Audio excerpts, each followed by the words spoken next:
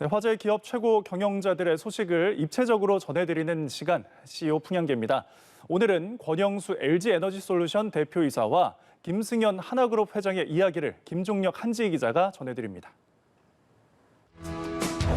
LG화학에서 세계 톱수준 배터리 사업에 초석을 다진 권영수 LG 부회장. 배터리 전담 신설회사 LG에너지솔루션의 새 대표이사로 6년 만에 친정으로 돌아왔습니다.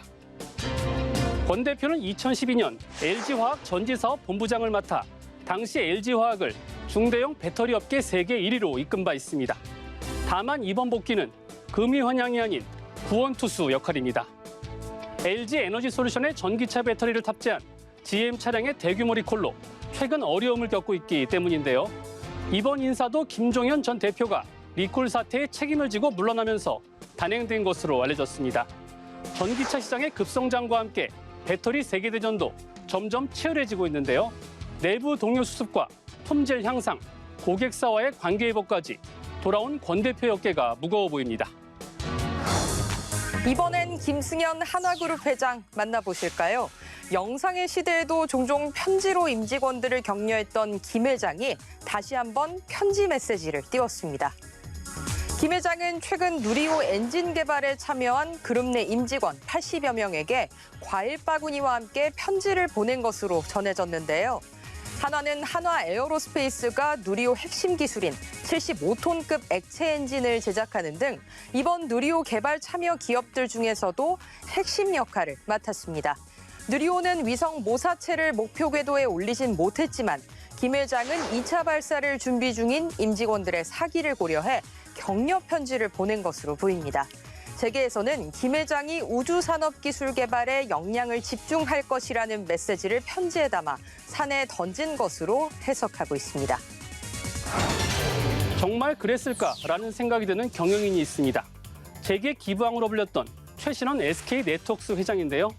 횡령 배임에 휘말려 최근 전격 사임했습니다. SK네트워크스에 따르면 최 회장은 본인 의사로 지난달 29일 사내 모든 직책에서 물러났는데요. 횡령, 배임 혐의로 1심 재판을 받고 있는 최 회장이 재판에 집중하기 위해 사임한 것으로 해석됩니다. 최 회장은 개인 골프장 사업 추진과 가족과 친인척 등에 대한 허위급여 지급 등으로 계열사 6곳에서 회사 돈 2,235억 원을 횡령, 배임한 혐의를 받고 있습니다. 28년 동안 학교와 장학재단에 무려 132억 원을 기부해 지난 2019년 국민훈장 동백장까지 받았던 최 회장. 아직 유죄가 확정된 것은 아니지만 올곧은 이미지의 실추는 피하기 어렵게 됐습니다.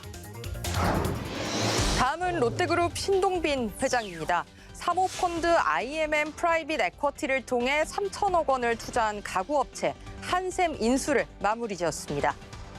사실 롯데의 주력인 유통업 실적이 썩 좋지 않습니다. 야심차게 진출한 온라인 사업도 기대를 충족시키지 못하고 있죠.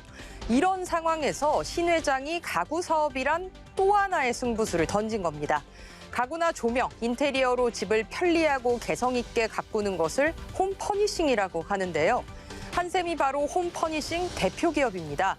2016년 12조 5천억 원 선이던 이 시장은 오는 2023년 18조 원까지 급성장할 것으로 전망되고 있습니다. 신 회장은 롯데의 유통망과 한샘의 전문성 간의 시너지, 또 롯데건설과 한샘의 기업 간 인테리어 협업 가능성을 내다본 것으로 관측되는데요.